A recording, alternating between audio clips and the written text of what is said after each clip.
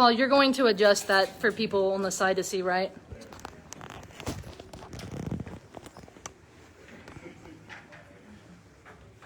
And I'll describe this, I'm talking to the folks that are online. Come on in, lots of room, spaces up here. Don't be bashful. I try not to. Come on, you never are, glad you're here. Me too. We good to go? Yeah, we're good to go.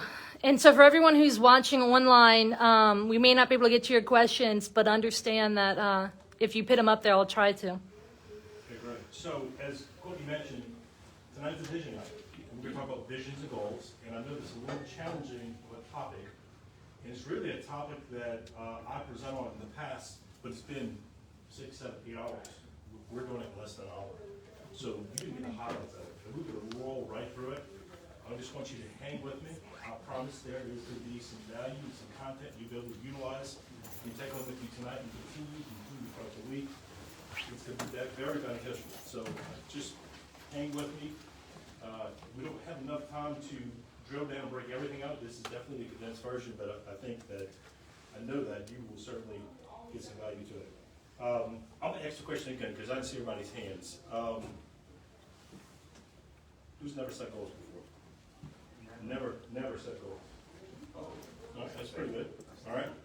Who has goals but never seems to reach them? Yeah.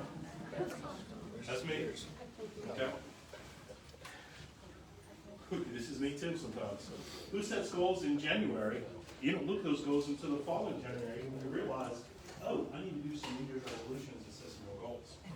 You really don't monitor those goals, right? You set them and you felt good about it for the first week, and then you went on to your day work, and that was it. That was the end of it. Yeah. That was me too. So here's the important question. Who's frustrated that your decisions, they don't result in action or change? You make some choices, they don't result in action, change, and you frustrate the process. Well, all those things you make. I wrote my first business plan in 1986. I know some of y'all probably were just little toddlers in 86.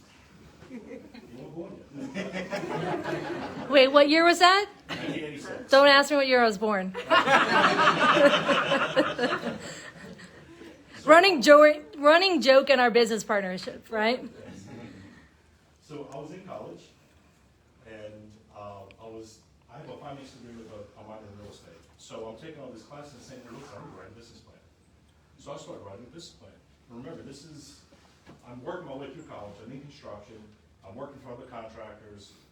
And said, I really would like to go on my own by the time I graduated college. So I had 2 years to plan for that. And my wife and I are really big planners. I mean, that's just the way we think, it's the way we're wired. So I said, I'm going to focus on the business plan. That business plan was just business-related items. There was nothing else. Some of those targets we made, some of the targets, quite frankly, we didn't make. But I got frustrated with the process, saying, listen, I'm taking the time to plan these out, and it's not working. I know y'all feel frustrated with that as well.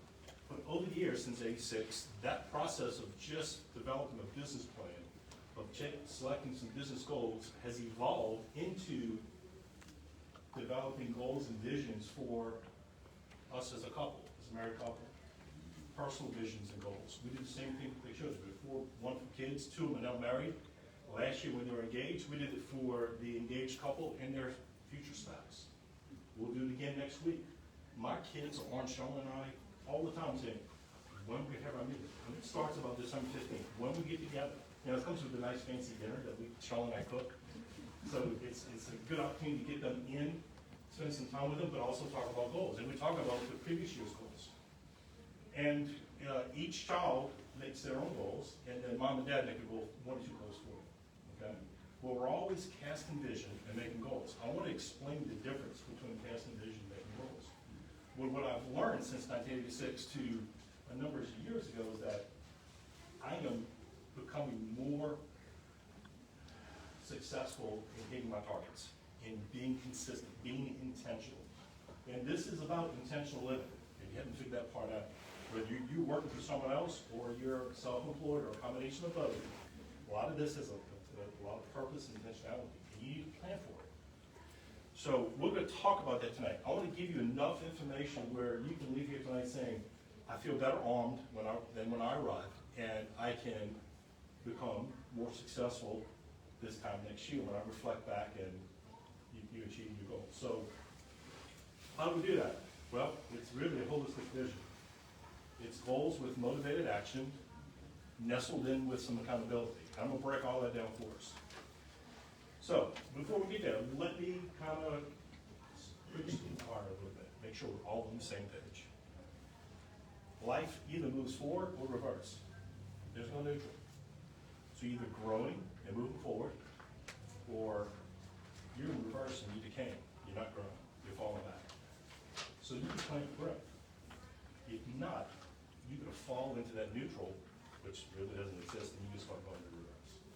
So I really want you to be very purposeful and intentional in making these plans. Now, what's great about that is there's new grace and mercy every single day. Because if you didn't make your goals today, there's always tomorrow. I love the fact that there's 24 hours in a day, 7 days in a week, 31 days in a month, 3 months in the quarter, 12 months in a year. Because that gives you restart sections, right? You know what? I had a bad week. Didn't work out. Something happened beyond my control. I did okay, did the best I could, but I didn't do as good as I wanted. Well, you know what? Next week starts again. You get up there and you do it, start all over again. You need to persevere. A lot of purpose in that, and keeping these goals and these visions fresh in your mind as you're doing. And again, I'll go through a lot of that. So, the starting point of all vision and goals is your desire. You have a weak desire, you get some weak vision, some weak goals. You have a strong desire, and you're intentional, and you're engaged, and you're committed, you can certainly have some great vision, some great goals. Always remember what you focus on grows. So if you're focusing on your vision, you're focusing on your action items, your goals, it will certainly grow. You'll be successful. So where should your focus be? Well, right where these two circles inside. You want to turn it to this side too? Yeah. So the top circle is things that matter. The bottom circle is things that you control. Right? Not a lot of crossover. So you need to focus at the intersection point. A lot of things that are our control, right? What's the biggest one? The biggest one is still 2020. 2020? COVID. COVID, thank you. Yeah. So, in life, business, self-employment, there's always going to be some challenges. There's always going to be some failure. There's always going to be some mistakes. There's going to be some rejection. There's going to be some changes beyond our control. How you react, how you respond will determine how you succeed. So when Courtney and I got here today, both of us, coincidentally, we got here early. We're normally, if you've ever been here before, we're normally in that room. We're not in this room. We normally have air conditioning. We don't normally that room that doesn't have air conditioning. We're normally Supposed to, have a little but, bit you more, know. right? Then you have your chair set up. So could we have had a pity party? No. We got to react. We got to go. Well, we got a room for us. We have chairs, tables. Let's roll them out. And then we had a couple folks that jumped in early, came in early, and helped us and spread them out. So it's how you respond. It really makes a big difference. It's that mindset that I want you to think about is you need to know exactly how you respond before you're faced with that challenge. Any successful person already has decided how they're going to respond when they're faced with these challenges. When I was in the building business, there was a trim carpenter I used for many, many years. I lived up here in Bush, and he always had a statement. And if you ever do renovation work, it's not like new construction. Renovation work is you have what's there and you got to make it work. New construction, you have full control where you can work with walls that are plumb and straight and square and everything else. Renovation work, you got to work with what you have. And he always had a saying that I loved, and I picked up on it, is that ain't nothing for a stepper.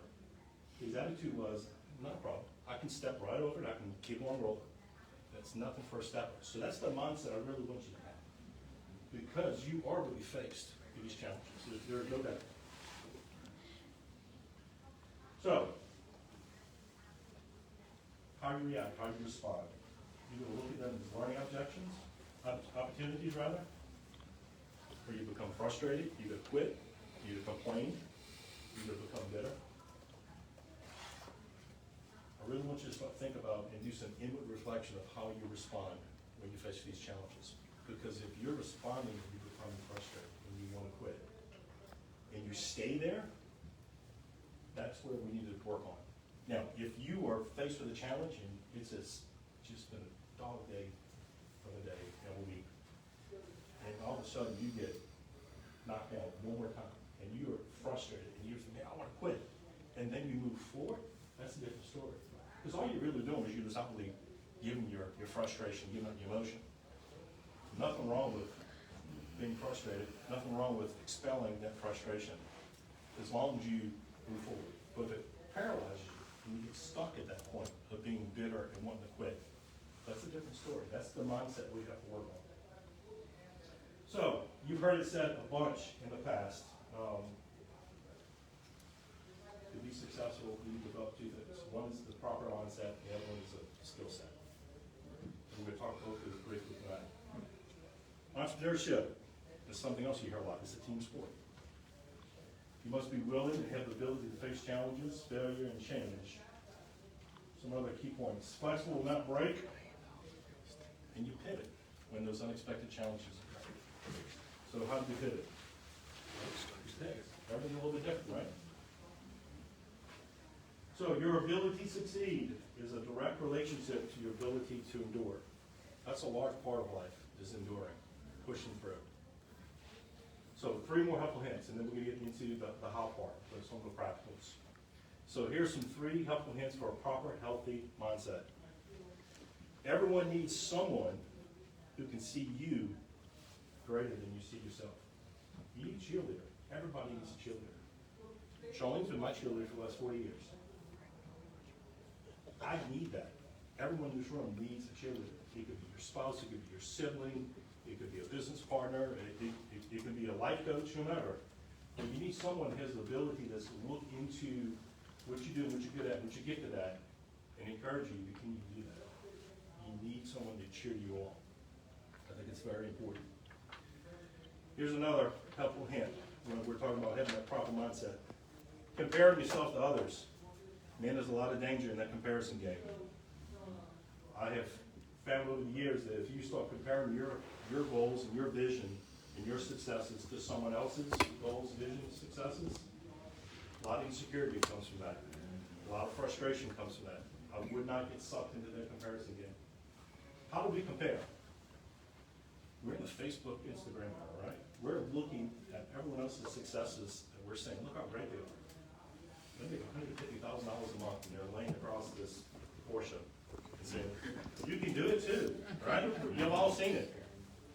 And you're comparing your failures to their successes. Of course you're going to breed insecurity in that process. So don't get caught up in that comparison game. Third thing, also don't be afraid to make mistakes. Don't be failure. I want to encourage you to look at that mistake or that failure as a learning opportunity. I want you to analyze it by expressing your mind and determine what worked and what didn't work. We do that often. Sometimes we'll overanalyze something to the point where it wasn't a failure, it was a success. We're saying, how can we make it better next time? And in our office, we have a phrase that we've used for many years, and Courtney's picked up on it, is we always give the other person in our office permission to call my baby ugly. Let me tell you what that means. I don't call his children ugly. For the record. I have beautiful kids. Yes, you do. So, I always want to give someone permission to be able to talk and speak to that. Now, she'll ask, and I'll ask her, hey, can I speak to that? Are you open to receiving this comment right now? Because you want to get that permission first. You want to see if that person's open to receive it. If they're really frustrated and you're being critical, they're probably not going to receive it and they're not going to apply it. So choose your time carefully. But you need to have someone that's willing to speak to what you're good. You may not see it. There's a lot of things that people in the past have called me out on that I didn't see it. And upon reflection of what they've said, I said, oh, he's right. I didn't see that for myself. And again, that allows me to become better in the future.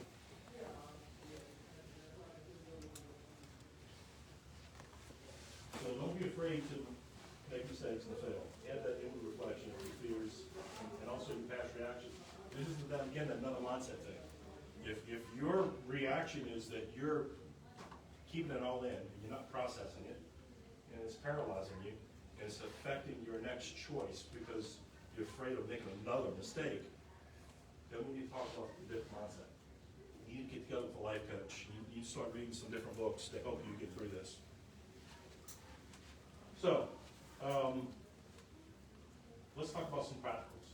How can we develop a vision and develop a goal and some action items to go along with that and understand some purpose?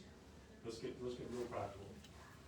I really would like you to focus on yourself, and I want you to develop your goals around the lifestyle you're looking to have. Why yourself first? Well, just like I did back in '86, I focused on business first and didn't work well. But over the years, I really started focusing on myself first because everything that is in me flows out of other things. So if I am bitter, if I'm frustrated, if I am closed-minded, then that's going to affect my relationship with my wife, with my children, with my business partners, with my customers. Why don't you start with yourself first? I know it kind of sounds a little hokey, but trust me, it works. You just have to go along with me. So let's start with the end in mind. Here's another thing you have to trust me on. If you don't have the end in mind of what you want the end result to look like, it's difficult for you to have a vision of what the future looks like. What's that preferable future look like? And also, how do you develop goals to get there if you don't have the end in mind? Now, we have a lot of different age groups in here. So this will be easier for some of you older folks like me compared to the younger folks. But I want you to think about your eulogy. What is going to be said about you at your eulogy? Now, not if you die today, what will they say tomorrow? What do you want them to say about you at your eulogy? How it relates to your family, how it relates to your friends and your relationships, how it relates to your fitness, how it relates to your finances as a community member, you're active in your church, whatever it is, what do you want them to say about you when they're at your funeral? This is an important question because that's that inward self that you need to focus on. I know it's weird. I know it's a little morbid, but it works. I tried this process out starting about 4 or 5 years ago. It really makes a difference. And I had never done it before that. I never heard of it before.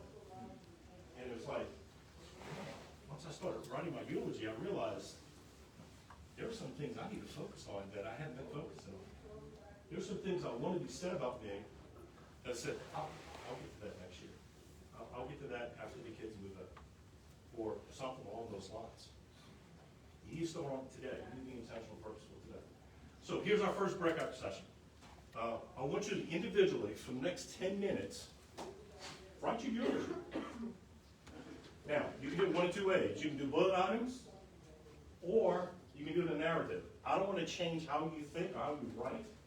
If you're more of a narrative person and you want to write paragraph after paragraph, be my guest. But you have 10 minutes. Normally this takes about an hour. Okay? Or if you want to do bullet items, do some bullet items. I'm going to encourage you to do a bulletized list because it's easier, it's faster, but that's the way I think. So maybe I'm putting myself on you. But do the way you normally do it. You have 10 minutes. Write your eulogy. What do you want somebody to say about you at your funeral?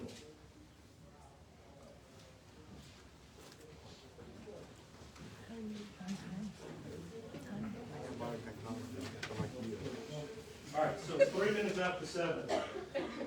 We'll give you until 7:15. Give you an extra bonus minutes. All right, for the folks on Facebook, I want you to do the same thing.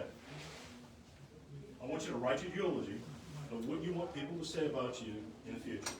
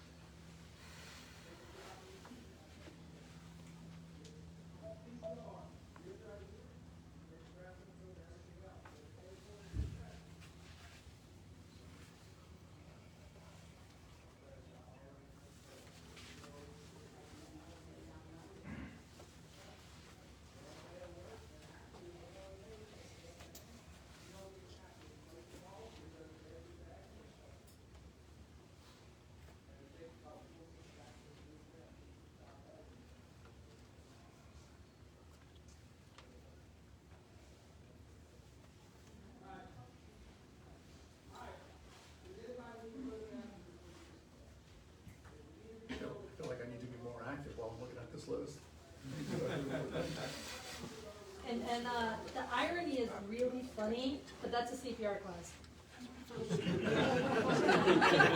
I kid you not. It's on. I've made them make a note on the door so you wouldn't interrupt it. It's the CPR class.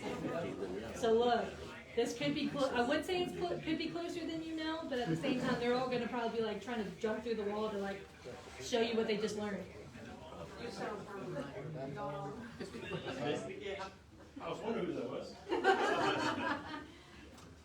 Thank you. Some people say can't hear very well.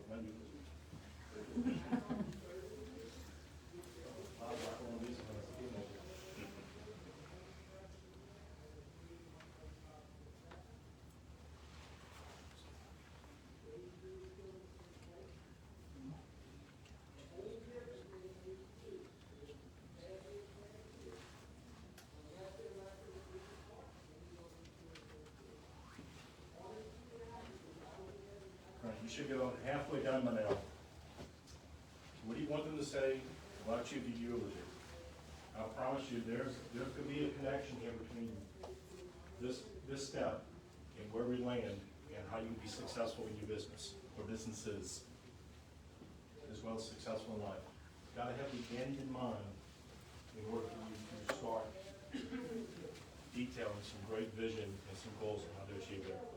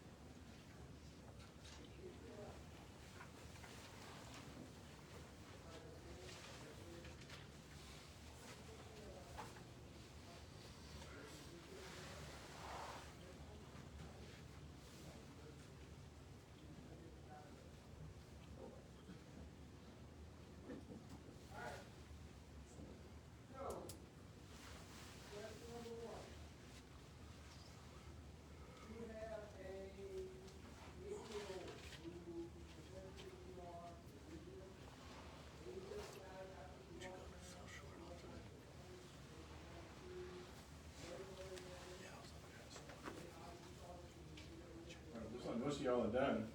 Everybody else still working on it? We can end early. Still working on it? Okay? You can end early if you like. Any surprises? What surprises do you have? Like he was saying earlier, anything more active. Yep. Work towards my goals more. Fitness is a big one. It really is. Anybody else over here? Any surprises? I thought I was very ambitious, Yes? and always told myself I was a very ambitious person, and so I had to like put in any work, and I'm like, maybe I don't set myself and don't give myself enough credit, or see enough. I think this is a real interesting exercise because it forces you to become laser focused on what you want to achieve. And that's what I really love about this process. Is, man, if that needs to happen in the future, I better start working on it now. If it's the fitness, or it's it's family, or it's relationships, whatever it is, you start becoming intentional about it and get it done now. Anyone else want to share? Just being intentional about it. Yes.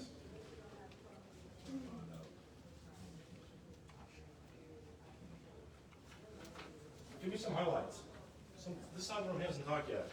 This is my oldest side anyway. You should be more connected with death than this folks over here. Oh, God. Can we go over here?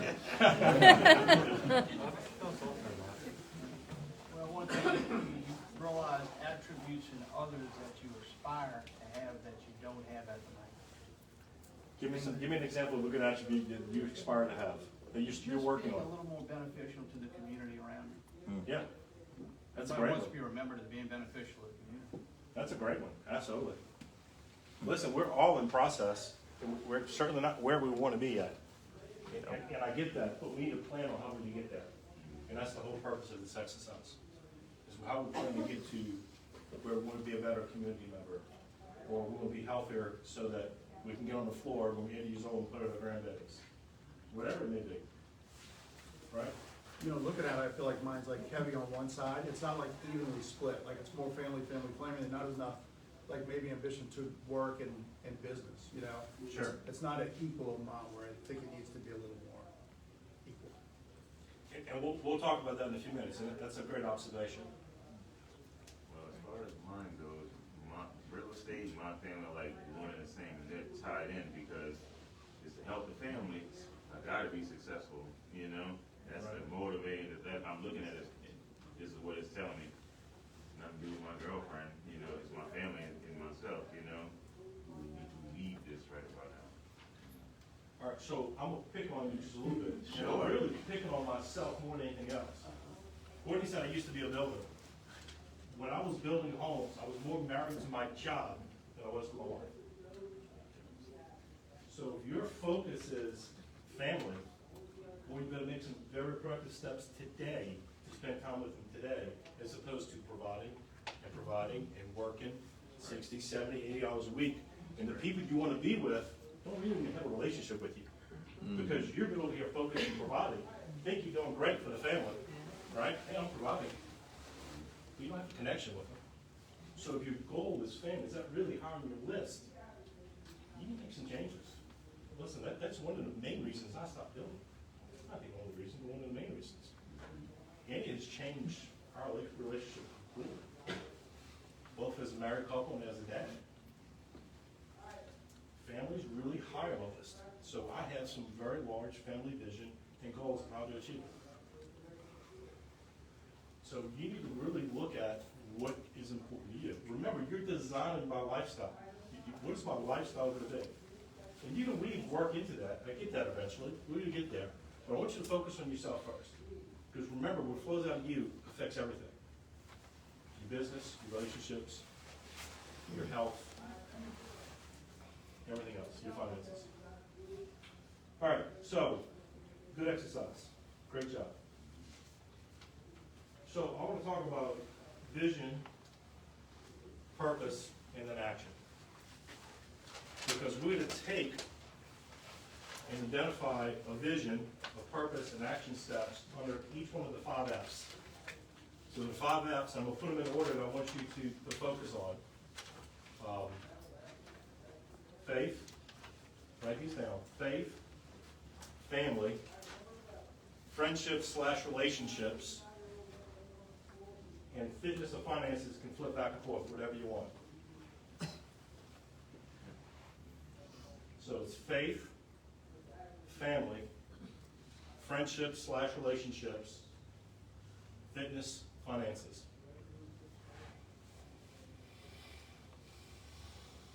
Under each one of those categories, we are going to develop a vision statement for each one of them. We're going to develop our purpose and a bunch of action steps to achieve our purpose and our vision statement. So let me read one on fitness. Let me give you an example. Actually, let me step back. Let me kind of break this down a little bit. What is vision? Vision is you're defining and you're writing out your where and your when. It's a very detailed statement a vivid description of where you want to go. Your vision is, where do I want to go? And you got to get detailed with description. You want a clear picture of a probable future. So it's in the future. That future can be 1 month, 1 year, 3 years, 5 years, 10 years, whatever it is.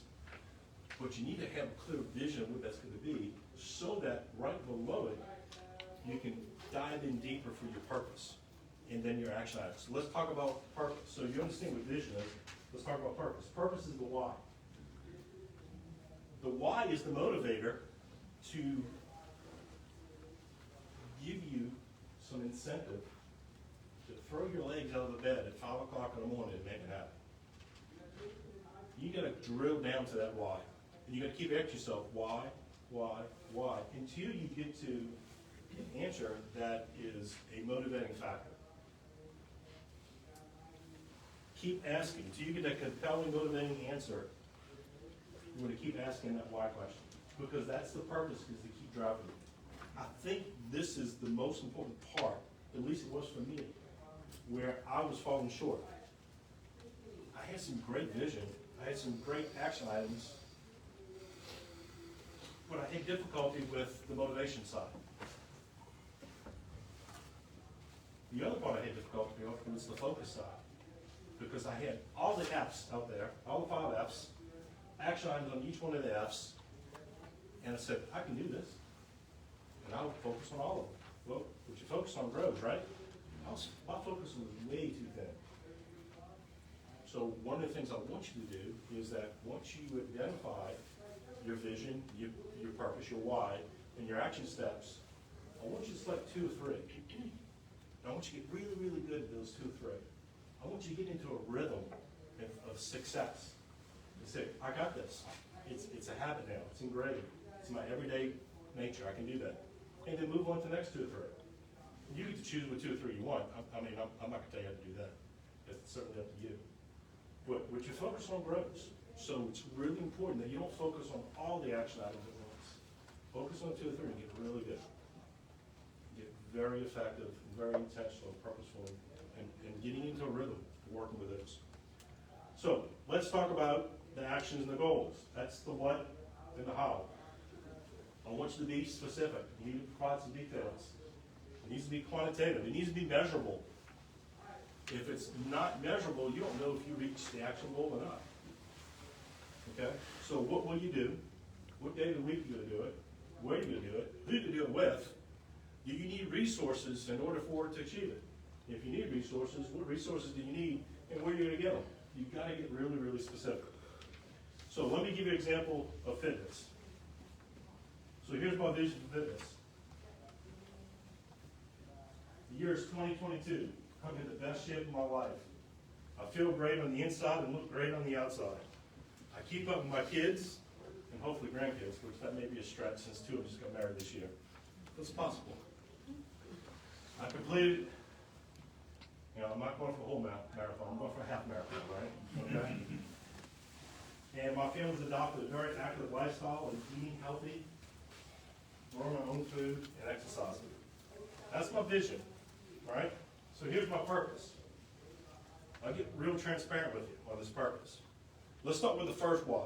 Remember, we start with one why, we keep drilling down until we get that compelling motivator. First why. I want to feel and look good. Well, what does that mean? I feel look good may be different than yours. It's not quantitative. It's not measurable. So the second why is, here's my purpose. I've always wanted to complete a marathon. Okay, a little bit deeper, not much. Third why, I want to be a good steward over my body and have enough energy to play with my spouse, my kids, and my grandchildren. Now here's my last why. My dad's 81 years old. We have the great benefit of him living right across the street. My mom and dad live across the street from my wife and I. That's by design, because we knew when they got to a certain age they could need some assistance. I don't want to be 81 years old and need someone to come to my house every day and help me in the way I'm helping my dad. That his kids are helping my dad. That my mom has to help my dad. That's a big motivator factor for me. at 81 years old, I want to be like my mom and her sisters. Mom's the youngest of three sisters. She's 80. Her oldest sister's 88. You can't stop these ladies. Some live on South Shore, some live on North Shore, and you don't know they flip across that bridge as fast as they can go. They're always at festivals and activities. Two of my kids get married this year. They dance more than any other young kid there. That's where I want to be at 88 years old. That's where I want to go. That is my compelling, motivating factor to get my fat, bald butt out of bed and exercise and eat well. That's going to be it for me. You need to find that same motivating factor. You need to figure out that why. Okay? Now, let's talk about the action items. So, we're talking about frequency. How I'm going to exercise. What type of exercise. When am I going to do it? Where I'm going to do it. What time of day am I going to do it? Who I'm going with. What are my weekly goals? What are my monthly goals? You can say, hey, currently my waist is 36 and 2 months from now I'm going to be at 34. You need to get very specific in those definitions of how you do it. The who, what, when, and why. Not why, why is the purpose. Okay? So this is what I want you to do. I want you to take the next 20 minutes and I want you to, and you get to choose whatever 3 of the 5 you want to focus on. Okay? And I want you to write out your vision. Remember, your vision is your where and your when. And I also want you to write out your purpose, that's your why, that's your motivating factor. And I want you to write out a couple goals underneath them. Some action steps. Be really specific.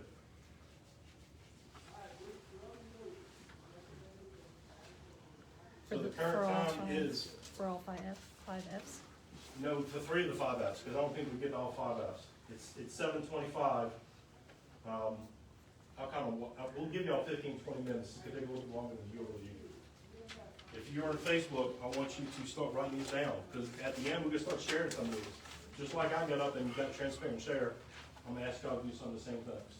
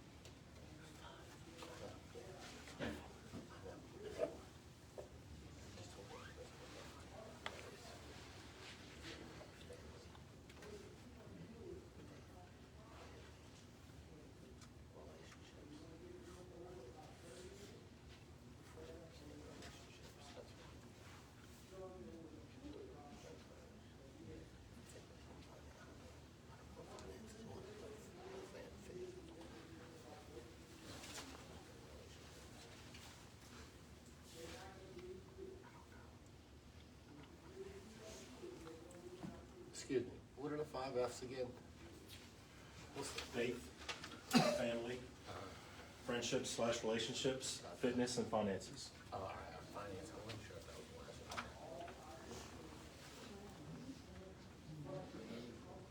So you're developing a vision statement for each one of those F's.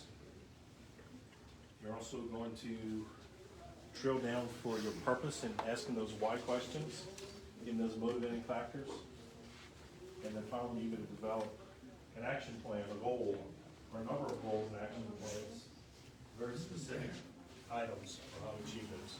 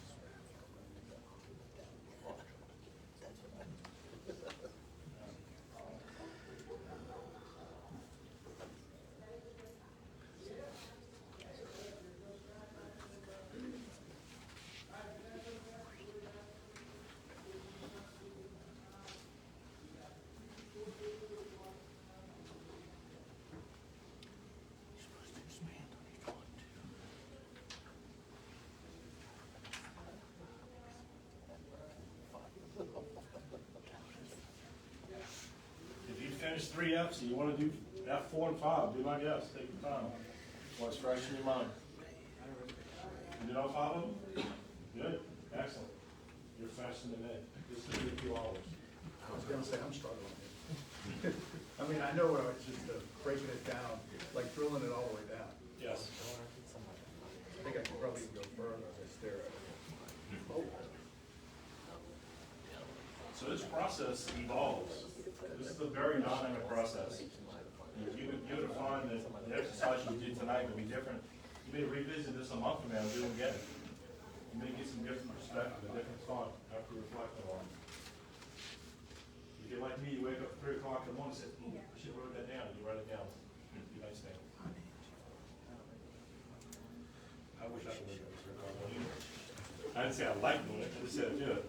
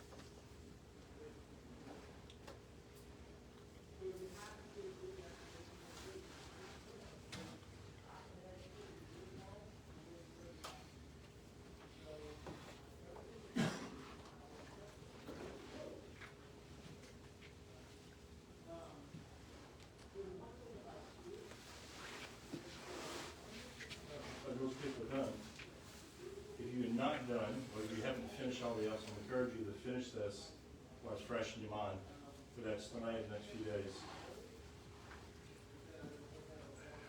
I want to introduce one more topic that's really made this process very successful for me, and that's accountability. And there's a misconception about accountability. Let me tell you what accountability is not. This is what most people think accountability is. Hey, Courtney, I want you to be my accountability partner for fitness. And Courtney says, yeah, I'll do that. Well, Courtney, I want you to call me at 6 o'clock in the morning every morning and make sure I'm awake, and make sure I get out of bed and I go exercise. That's people's understanding of accountability, right? That's not what accountability is. Let me tell you what accountability is. Courtney, I have this vision for fitness, and I have, these are my purposes, these are my whys, and these are my action steps. I give you complete permission that whenever we see each other, you get to ask, how am I doing? And I need to be transparent. That's the other half of this process, right? I can't give Courtney the Facebook story. Man, last week I ran 6 miles. It was Wednesday the following week. Well, Courtney needs to ask me, what have you done the last 5 days? What are you struggling with? How's it coming?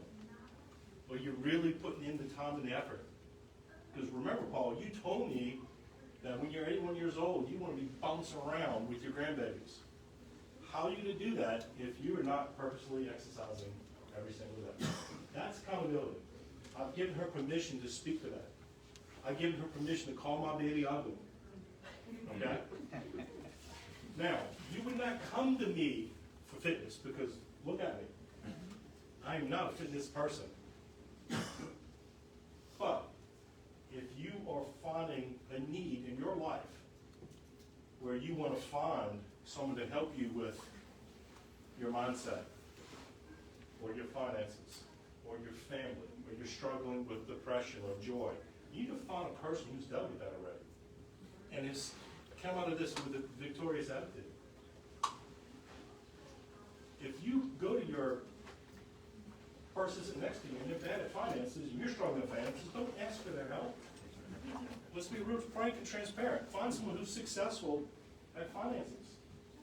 Then once you become successful in finances and you want to go to the next step, reach out to Bob and say, Bob, this is what I'm doing, what do you think? Here are my finances. Here's my paperwork for my taxes. Tell me where I can do that. There's always a way you can ramp this up and improve it. So that level of accountability is really, really important. You have to get an accountability partner for each one of the F's.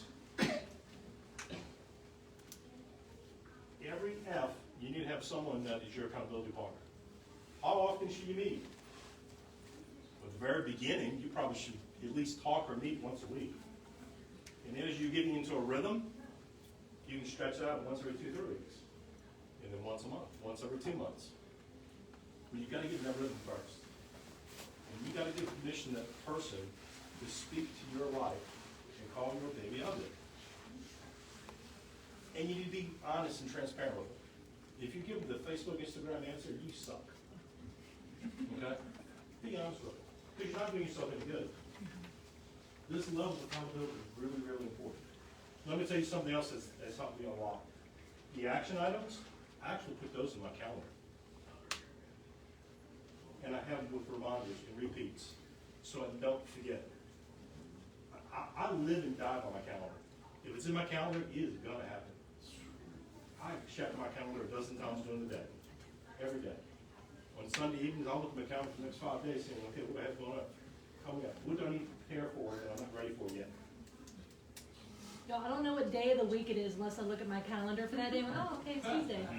Oh, the REIA's happening. Right. And so finding ways that works for you, like we're in our calendars a lot, putting it in your calendar, it's that daily getting in front of you, that reminder, it's critical. Right.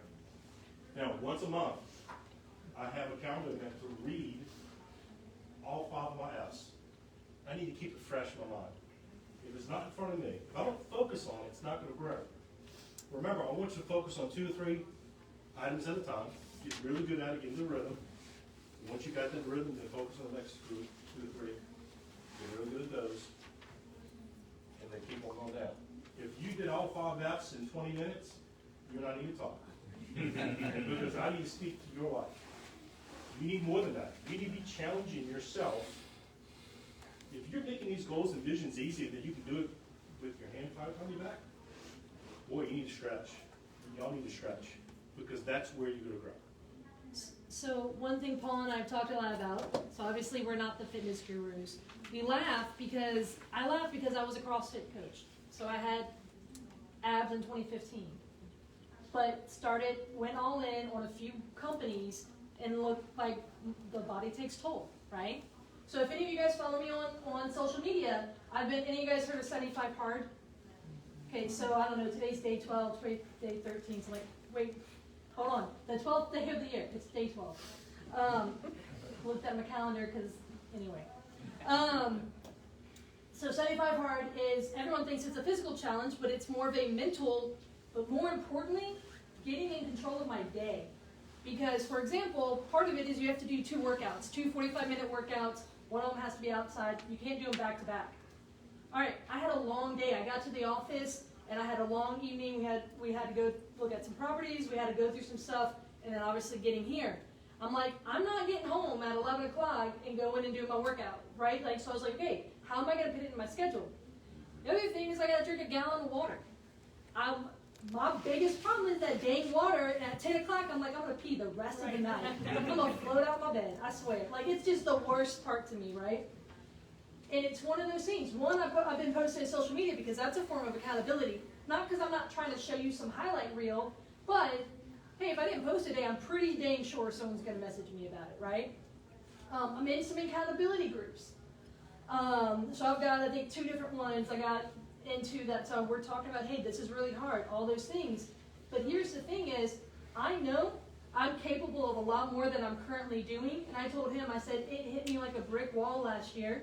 And I said, I'm not firing on all pistons. Imagine what I could do if I was.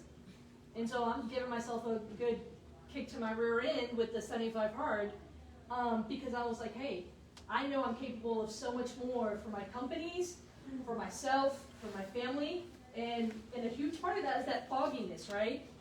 Whenever you're not on your top game. And so that's a huge part we challenge ourselves with. And also boundaries with work. Because him and I mean, we put our heads down and we go to work. I mean, him and I can't tell you how many countless 12-hour days we've both done together. And it's like, family's such a big part, or this isn't that. Hey, we're not serving all of our goals well if that's what we're doing. Does that make sense? Listen, really, it's my desire that you learn something that's of value here tonight and you can start applying. I know I got a little confrontational. That was by design. I want to challenge you. I want to challenge you to continue this process. This doesn't end today. I revise my life plan probably once every 4 or 5 months. There's something that pops up that someone called me out on, or I felt convicted, or this life changes, right? And I start adding those to the life plan, incorporate it into it. This is a lifestyle change. And I haven't got through all the apps yet. I mean, obviously, right? I haven't got to the fitness part. Remember, that's at the bottom of the list. But I'm gonna get there this year. It's a process. We're all in the process. If one of your apps was to reach out for better resources, hey, I need to connect with other like-minded people, and I want to be part of an online virtual Mastermind book club. Jennifer White, we could give a shameless plug and give this book away, because that's exactly what she does. Well, I wasn't expecting that, but hi everyone, so I'm Jennifer White, and it was kind of like what he said. I love reading these types of books, and we're actually reading Think and Grow Rich right now, and just to kind of start like the mindset for the year. But basically, I was looking for people who were like-minded. We do a lot of self-development, real estate, investment type books, and it's actually funny you mention it. So part of my goals is to help like reach people. So like I took on a lot of debt as a student, like I currently work as a pharmacist, and so for me, providing that education that I didn't have when I was in school, or like Rich Dad Poor Dad, if you read it, that like changed my life, and that's what I'm trying to bring to other people. So I don't know, should I do like a little giveaway? Absolutely. Who's not read this book yet? Yeah. What is the book? Okay, what is that? Think and Think Grow and Grow Rich. Rich. That's the book that we're reviewing right now. You're in chapter 4 and 6. Yeah, we're reading through 4 through 6, so it's not too late. And I encourage everyone, it's What's- not a, What's like, the Facebook group? It's Investment Mindset Book Club. That would help if you guys could find Yeah. it, right? So- So Investment Mindset Book Club. Jennifer does a great job at like literally, hey guys, this week we're reading this. It's accountability. So how many of you guys put reading on your list for 2021? All right. You need to join that Facebook group. It's an absolute group. And it's not like I'm gonna challenge you, did you do your homework? It really is just so people are encouraged to have the conversation that we don't have. Hopefully encourages you to stay accountable. It's one book a month, right? Yeah, it's typically we get like one book a month again. Sometimes it's a little bit longer, 6 weeks. I really want this to be doable for people. So like Think and Grow Rich, we're doing 10 pages a day. How many of you guys would meet your reading goal if you read one book a month? Okay. That is what accountability looks like. Getting around like-minded people who are going towards similar goals, among what Paul talked about as well, though. Yeah. Did you look away? Alright, so See how hard it is? I'm half German. It's my favorite place to go. Who has been to Germany? Anybody? You military serve in Germany? Sorry, no. I took it away from you. Sorry. I know. I did see the guy in the red raise his hand first. Where did you go to Germany? We went to Liechtenstein. Well, we went to Rothenburg, and we went to let's see. We went down like the Romantic Highway down that way. Oh, okay. So Very cool. southern Germany. We worked our way from Frankfurt down to Austria. Awesome. Well, I hope you enjoyed the book. Did you say you read that one yet? I have not. Oh, perfect. So great. So you can join the book club. I hope to see everyone join it. Like I said, it's very low key, but you're going to be with a bunch of like-minded people. And like I said, we do like a poll every month for a different book.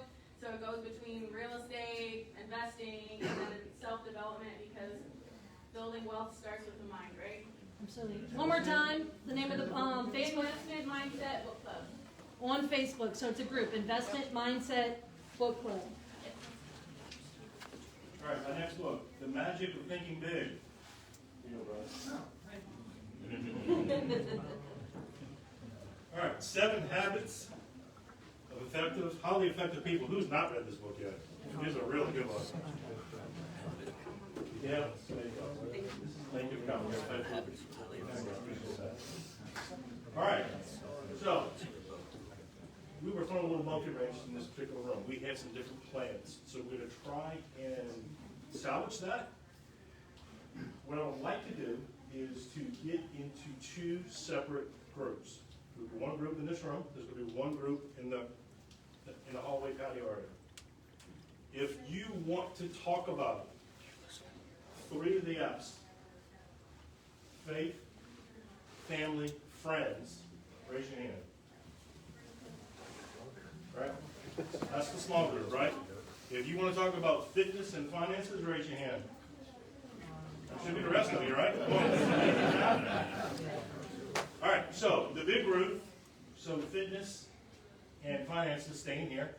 If you would like to discuss what you have and share on your faith, your family, your friendships / relationships, let's go outside. I'll go outside with you guys, and Courtney can stay here with the rest of you. All right. Or bring your notes. All right, you guys, if you need to adjust, you can stay where you are, or you can come with.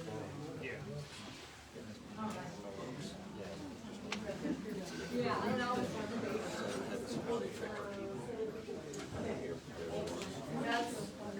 I have an update my watch.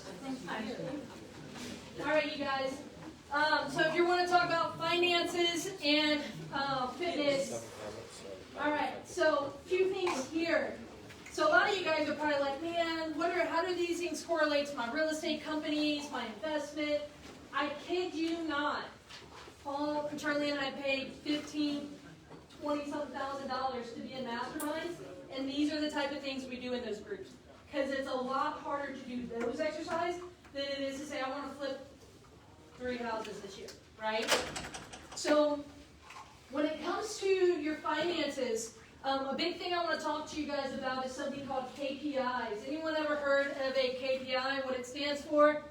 Okay, if you have not heard of a KPI, can you raise your hand? Okay, so KPI means a key performance indicator, item, whatever you want to call it. So in my companies, I have KPIs that I track to make sure I'm reaching certain goals. Because how many people, this is going to be rhetorical because this is confrontational, how many people set goals that say, I want to do X amount, but then they don't get those goals because for whatever reason? And so many times what that looks like is people can dream. The ambition and the dreaming is not the problem. It's the action that lines up with those goals. So for example, if you're wanting to flip, all right, so this year we want to flip 15 houses. So we're like, okay, in order to flip 15 houses with an average profit of $30,000 a pop, okay, that means how many offers do we have to make? How many properties do we have to walk? How many, and then how many do we have to have going on at any given time? Do you see how there's things that we need to track? Okay, if it is March and we have not flipped a certain amount, do you think we're starting to get behind the trend there? Right? Do you think that if we're not looking at our goals and tracking our progress, do you think by a certain time, like for example, if we're not looking on a monthly pattern, we can really easily get behind on our goal, and then all of a sudden you're like, well, if I flip 2, it'll be okay. That's what so many people do, right? They adjust their action. They're like, well, no, they adjust their goals, not their action level. So if you, any of you guys like the Grant Cardone's 10X book? Okay. People fall in line with him. But anyway, that 10X book is really great on the topic of people can set a goal to try to 10X their life. Maybe you flip, 2 houses, now you're like, want to flip 4 houses a year, or whatever that looks like. But the goal is with that is so many people, they go ahead and they reduce, halfway through the year, they reduce that goal rather than up their action. So, those are huge things. What are the actions you need to take for your company, your business, your investment? Because maybe real estate's like a hobby for you. So maybe it's not a company that you're doing full time. And that's okay. So the thing is what are those goals? And then what are the action steps that you need to get to them? Okay, for say if you're wanting to wholesale or if you want to have rentals, a part of our goals, so we've got 5 years, 3 years, and 1 year goals. We've got one for our active company, which is our flips, our wholesales, and other things like that. And then our passive company, we've got the cash flow from our rentals. We've got like lease option tenants, so we have a good bit of that. By year 3, we want to add more notes to that.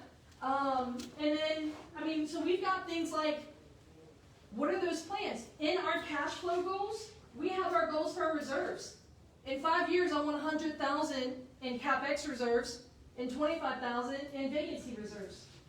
Because when I don't have a tenant in this one and the notes come and due, I don't want it to come out of my pocket. I want it to come out of the company's pocket, right? But so many people are like, oh, I just want to get this many doors. But then all of a sudden, a situation happens and they're like, well, I didn't really get around to, keeping the reserves or things like that, right?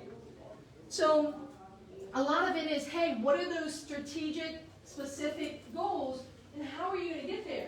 So for example, at the end of this year, whatever is left over in our cash flow company, we're going to take a certain percentage to put towards those reserves, and a certain, to separate to the 2 reserves. Because we need, if in 5 years, how are we going to get there without gradually making the time and making the efforts and taking the action to get there? It doesn't magically happen. So for KPIs, some people get really granular on this. Every single day, I need to talk to this many sellers. I need to, look at this many properties. I need to do this, and that. Here's the thing is, track however suits your personality, but don't get lost in the numbers. But track enough to know that you're taking proper action. For example, if you want to wholesale one property a month, what do you need to get there? And then it's a good, honest way to, it's a good way to be honest with yourself as far as, am I on track with my goal toward the end of the month? Is that something, do you look at your KPIs, every day, once a week? We have a team meeting where we go over everything that's on fire. Oh no, this happened on this project, we need to do this or that, right? So, our weekly meeting, we go over things that we need to adjust, but we also go over, the problems that are happening with all the projects and stuff like that. So understand that part is critical. What you focus on grows, but also what you measure. So I'll say this. If there's no action, you can't course correct. But if you take action, you can course correct, right? So if you're like, hey, I want to do this, but if you haven't been doing anything toward it, there's nothing to fix other than to get up and start, okay? All right, so enough of that. So KPIs are huge. Tracking what needs to get done to go toward your goals and getting yourself in places, whether that's reading books, attending events like this, that can keep you, keep it on the forefront of your mind. The things Paul talked about, putting in your calendar, things along those lines, it's huge because so many people leave those goals in January and then December they just get upset with themselves. And that doesn't have to be you. So, all right. So here, let's talk about finances. What are some of your action steps for finances? Does anyone want to share? Sure. So we ended up starting working with like a financial planner, and then like we meet with like a budget person like once a month, and so now we've actually been tracking it on an Excel sheet, and it's mind blowing how much you spend on like eating out and like subscriptions if you're not paying attention, and so that was kind of a way for us to actually start tracking it and making, like you said, course correcting. Absolutely. So I started doing an audit of, so I do a balance sheet for my personal finances. So I look at how much money came in and then budget item list the money that went out, because you can make money, but you can also save money. And those are two different ways that you can affect your finances. Hey, who else has something? But that's excellent. For me, I want to save more, but also make more. So, like, my main KPI is just doing at least 2 deals per month. Like wholesale, because I'm getting the wholesaling, so wholesale at least 2 deals per month, Okay. and then save at least 50% of that for just to put in the business's savings, and then use the other 50% for various other things for the business and for personal expenses. So one of the things, like I said, making those KPIs for how do you get really granular. How can I get to deals? Now, for some of you, so have you done your first wholesale deal yet? Not yet. Okay, so find someone, and I'm happy if you come to me, who's done them and say, hey, how can I reverse engineer how to get to that? Right? Because to know what steps it takes to get to it, sometimes you might need to lean in on someone who's done it before to say, okay, because you're working towards getting it, but to get to, what would that look like so I know I'm on the right path? Yeah, I have a friend, he does Excellent. he does that before. Absolutely. So whatever you need to lean in on to say, what will it take for me to get that? Yeah. And then so you can know you're on track. Excellent. Anyone else? Jeremy. I want to increase passive income $6,000 a month by the end of the year, and then do that through a total of 40 property deals, either buy or sell. So I count like 2 property deals being each time I buy a property, I'm probably going to either sell it or at least purchase it or something to somebody else. So that'd be 2 deals. Okay. So I want 20 on the buy side, 20 on the sell side, 40 total. And then I want to be able to increase, do a certain amount of increase on those, which I put as $300K above what I bought them for. So I want to, and then long term. So you're talking equity? Like holding the note, yeah. So you want equity. So Jeremy I does a want lot equity. of owner finance stuff. So you want at least, how much? I want to be the bank. I don't want to owner finance from somebody else. I No, want to be you owner finance as an exit strategy, Right. right? So Right. you want 300,000 in equity? above what I bought it for, correct. And then, so cash flow, so 6,000, do you have an average cash flow? $300. Okay, and so that's, okay, 20 properties. All right, so, That was quick math. yeah, so, She doesn't even matter. 20 properties at 300. How many of you guys are landlords in here? How many of you guys, do all of your properties hit the 300 cash flow? No. All right, so that's gonna take some work, right? But here's the thing, that's gonna be an average. For example, we have a really great deal. We have a really great deal that gives us $150 like really net cash flow. But we've got like 75,000 in equity in that deal. So we're like, it was a good trade-off, right? Yeah. For us, we're like, yeah, it was okay. But so that can be an average because he could get a deal where you get 600, 700 from another deal. But the question is that a deal breaker for you if it doesn't give you that minimum? No, it just depends. I mean, as long as I cash out, like, and I make money either on the back end or during the term, it doesn't really matter. Like, if my increase goes, like, I have a goal of making at least 15,000 on each property. Yeah. On the long term. So those are critical. So 15,000 times 20, 300. Yeah, you baked in on that. So then you can back into those things, right? Knowing those numbers, because when people say, "Oh, I just want to do 3 deals this year," or "I want to do 1 deal a month," okay, let's get into what is that? Is that going to be enough? And then there's some people who are like, "I want to do 30 deals a month," and then it's not enough for them, or it's too much for them. I mean, meaning, for example, that family thing is really high, or that fitness goal is really high, but so the goals were so big that they're like missing out on some of the other very important things in their life. You kind of see what I'm saying here? Those 70 hours a week, we're like, all right, not gonna keep doing it, right? All right. Anyone else want to share a finance goal? One of those action steps. For me, one of the action steps is for the first quarter, I want to sell 3 wholesale deals. And my action item is to talk to 2 leads a day. 2 leads a day. So that results in 5 offers, 5 visits, 4 offers. Okay, so what is a lead to you? Someone who I've qualified as motivated to sell. Okay, all right. And so these things, you see how we're getting critical of what type of action? So for example, if he wants to talk to 2 leads a day, at the end of the day, does he know if he hit his target or not? Right. These are action items that we can put forth. It's good. All right. Anyone else? You want me to go? Sure. I want to make $1 million. Yeah. So what I'm going to do is I'm going to take how many deals that I did last year, the average deal size, using profit, and then how I got there, meaning how many leads did I go through to get each deal. And then I'm going to just multiply that, I'm going to divide that by $1 million to get the number of how many leads I need to bring in. Well, how much do I need to amp up in order to get there? Do you want $1 million in gross revenue? Yeah. Okay. And so your net may fall wherever, right? Yeah. And then if you're really good with your expenses, then that may be good. Tell me this. If you grossed, do you know the percentage of expenses that your business operates off of? Not at the moment. Okay.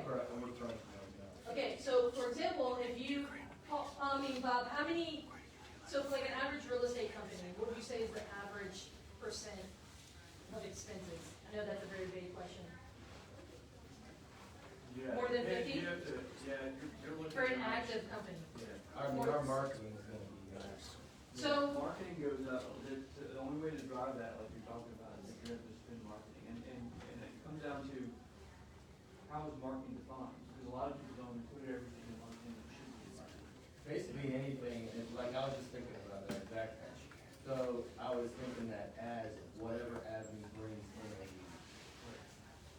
So, It could be, you're paying, the Like referral, yeah. referral fee, you got the market, you got your same thing, website, you got all your that mail, cold calls, text messaging, things like that. So for example, if your company operates at a 50% expense rate, so your net would be one. Two. I'd say 2. Okay, so here's the thing is understanding what you want to get, know where your expenses lie. So saying, hey, is if you're wanting to get a million gross, but you've got half a million in expenses, okay, are you guys happy with that $500,000 that you're walking away with pre-tax? Which I have learned very critically that it matters more about post-tax than pre-tax. And if taxes are not a problem in your life, it's because we got to get you up another tax bracket. Because everyone in my life who are millionaires, they're grumpy 2 times of the year. Ad valorem taxes at the end of the year and during tax season. Like to the point where I'm like, they might not answer the phone call. They go into a dark state. No. Well, depends on who we talk to. I talked with a guy and he had just wrote $1 million ad valorem, bill, and I'm like, probably not the best. When we call back, I call back in like 2 hours, right? So, gross profits, net profits, and your goals, those things matter. Understanding your expenses. If you haven't read the book Profit First, it's a great book. Mike, I want to call it Mike. Yeah, that one. That was McCallowitz. Mike Wachowski. Or something. Yeah, it's McCallowitz, but I want to call him the guy off of Monsters, Inc. That's a great book, Profit First, about budgeting as a business. So many people don't budget as a business, and they just spend. It's like they throw money against the wall to see if they can make money, and it's not how much you make, it's how much you keep. At the end of the day, which is also why understanding what you make post-tax is so critical. Meaning, you might have made that $500,000, because it's an active company, generally speaking, 30% is going to go, at minimum, is going to go to the IRS, right? Well, $500,000, no, you're more than. So more than 30% of that $500,000, run that number real quick. Someone do 30% of $500,000 for me? 150. 150. So are you happy with 350? No. All right. So post-tax is so critical. So I spent 3 weekends. Let me tell you about a seminar I went to back in October, and I most likely will attend it frequently. It's called Financial Freedom Principles. A guy named Gary Johnston. So Johnson with a T in it. GaryJohnston.com. What it was 3 days, and we learned how to really understand pre-tax, post-tax income. We learned how to, understand filing your taxes, not because we're our CPA, but because it's critical to saving money and building wealth. We learned how to use a financial calculator. How do you guys know what a 10B2I calculator is? Okay. All right, yes, I had the 10B2I app on my phone for 6 months before I knew how to do it. Now, every single time I make an offer, I run the numbers on that calculator. Best purchase on my phone is like a $5 app. They give you an HP, the Hewlett-Packard financial calculator for the event, and you're literally running your numbers to see what's a good return. When I learned how to use that, I started getting private money. I started getting owner finance offers. So yeah, and it's stupid cheap. It was like $500 for the event for 3 days in Atlanta. I mean, like. What's the name of it again? Financial Freedom Principles with Gary Johnston. And I promise you, look, one of the speakers was like 80 years old on like a scooter. But these guys, Clyde's a hoot. But this guy started investing in when he was 50. He's 82. You guys are 82. Someone whispered his monthly cash flow in my ear, and I got weak in my knees. I kid you not. It was one of those things. I was like, "Good Jesus, good Lord." Like so. I try to get around the gray hair guys, right? But they truly, it was a really great wealth building seminar. Super practical too. I second that too. It was like one of the most phenomenal conferences. I'm planning on going in May again. Yeah. Because it's good enough that you want to go, so much that I knew I missed. But, okay. Finances, so for me, some of the things, all right, I'm 30, in 5 years, we're strategically planning to where both Paul and I can retire and work about 10 hours a week in the real estate company. We have very strategic goals to get there. Very heavy on the cash flow side. So for example, we're finishing out a subdivision development here on the Northshore. A lot of that's going to funnel into more cash flowing properties. Like, I'm not stuffing my pockets now because I'm really keeping life frugal so that so I can retire early and pick and choose how I want to play real estate.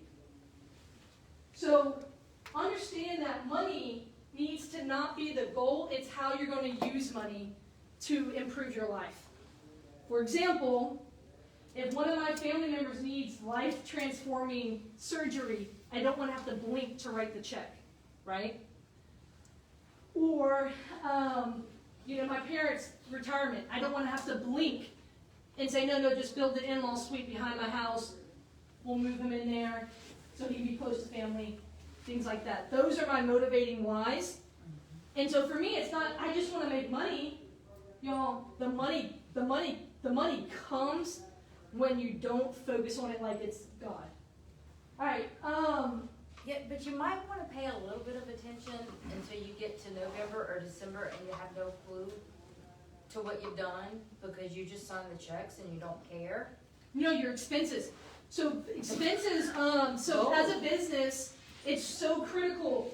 Look, so I do my personal finance, I do an audit to see money coming in, money going out. Man, when I don't pay attention to that, I'm like, how much did I spend on takeout? Or, things like that. And then also all those subscriptions, I cancel that. But for your business, it's key. We were spending, I think, near $10,000 a month in marketing. First, maybe 2 quarters of last year. And then we immediately said, nope. We decided, and we just took a huge change in our company and went from doing volume to doing some of the bigger deals, being more selective.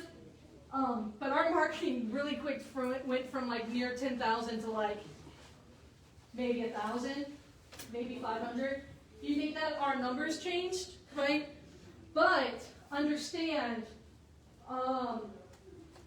if you're not going to be spending, you need to be upping something else. Maybe it's your creativity, maybe it's your hustle, whatever. All right, fitness. Anyone want to talk about goals here? No? All right. My action here is to do like an at-home workout 3 times a week at There you go.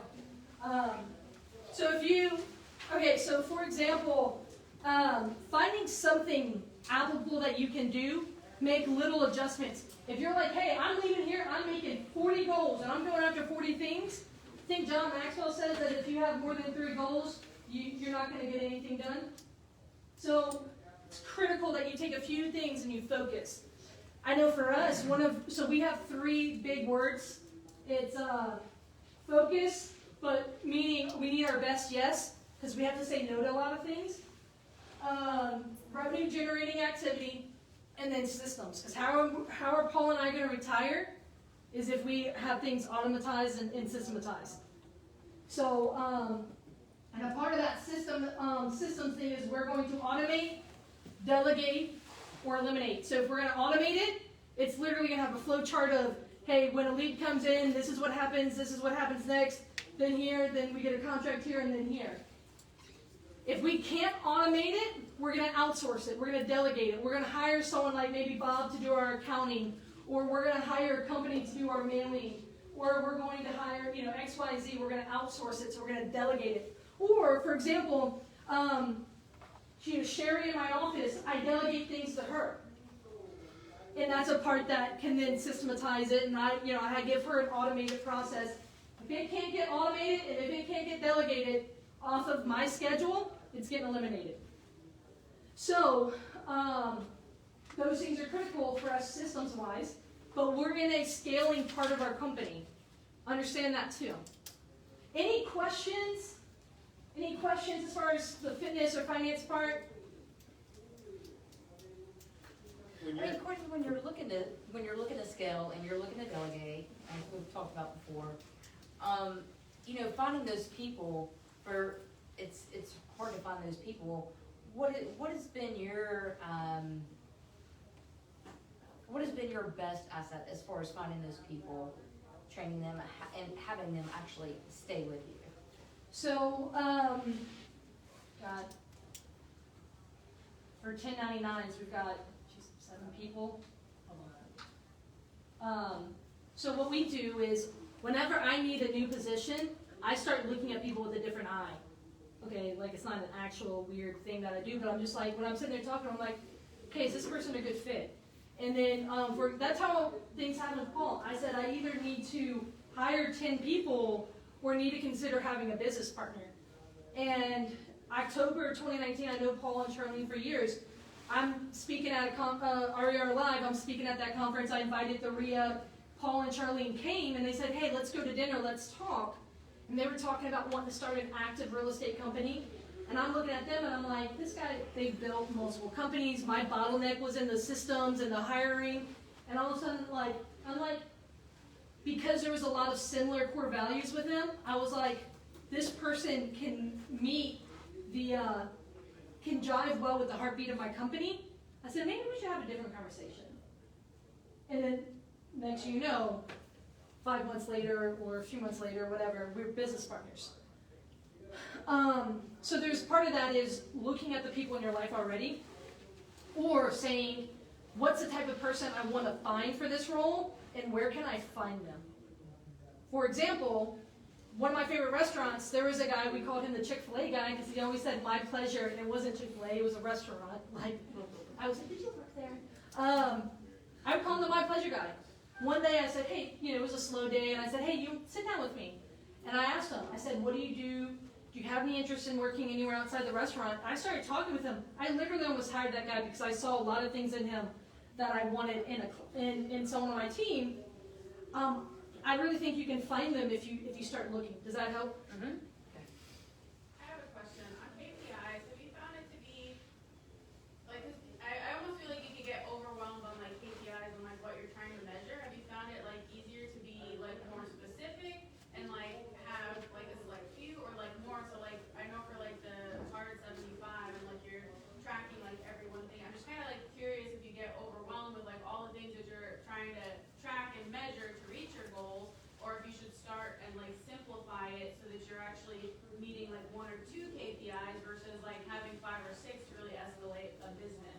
So first of all, 75 Hard has an app, and if it didn't have that app, I'd probably be, you know, like, not as far as I am.